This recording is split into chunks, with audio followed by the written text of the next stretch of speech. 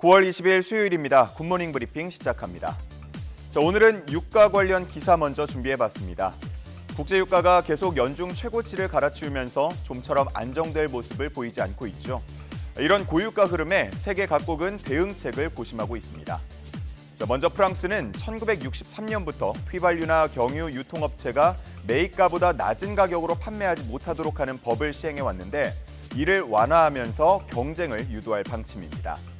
60여 년 동안 시행해온 규제를 완화하려는 걸 보면 지금 고유가로 인한 물가 상승 압박이 어느 정도인지 가늠해 볼 수 있겠습니다.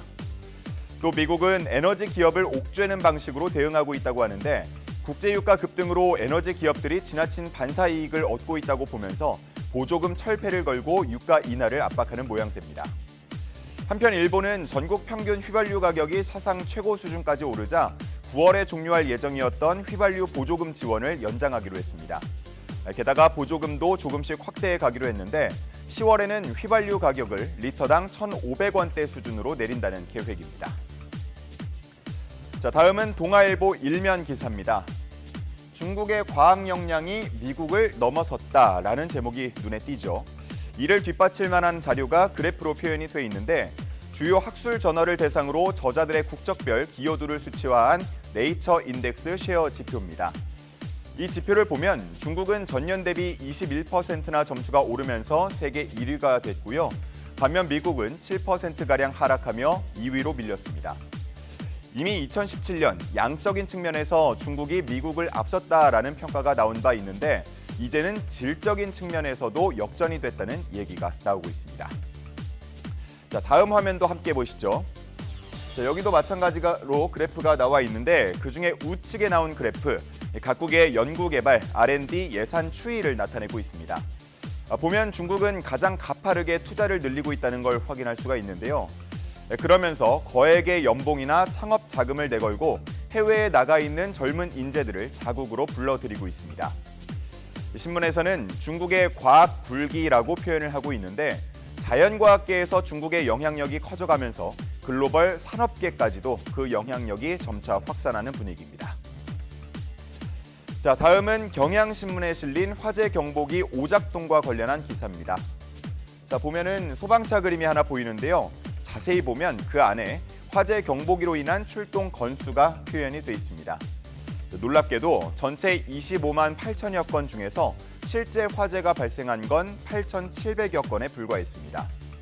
이걸 비율로 따지자면 96.7%는 오작동으로 인한 출동이었다라는 건데 소방력 낭비에 대한 우려가 나올 수밖에 없습니다. 오작동의 원인은 최저가 입찰을 위한 저가 부품 사용, 또 그로 인한 품질과 내구성 저하, 또 노후화 등이 꼽히고 있습니다.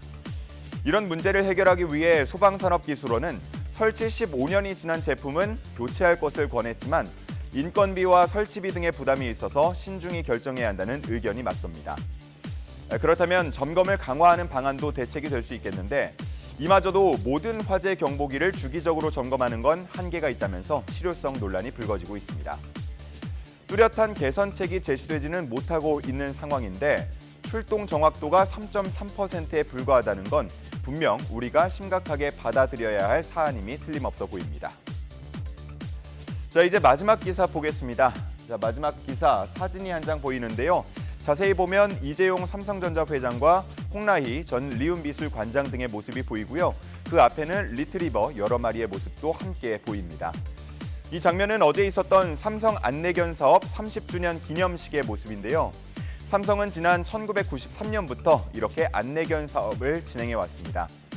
지금까지 안내견 280마리를 분양했고 현재는 76마리가 시각장애인의 삶을 지원하면서 활동하고 있습니다. 이 기사에는 시각장애인 파트너들의 이야기도 함께 실려 있었는데요. 안내견들 덕분에 출퇴근 발걸음이 가벼워지고 해외 유학까지 다녀올 수 있었다라는 소감들이 실려 있습니다. 안내견은 보통 만 8세 이상이 되면 은퇴하게 된다고 하는데 이후에는 파트너와 함께 지내거나 어린 시절 훈련을 시켜준 자원봉사 가정에 위탁된다고 합니다. 이런 안내견들의 평균 수명은 13.9세로 일반 반려견보다 1, 2년 정도 더 긴 걸로 나타났는데요. 기사에 나온 표현대로 아름다운 동행이 아닐까 싶습니다. 9월 20일 아침 신문 살펴봤습니다. 지금까지 굿모닝 브리핑이었습니다.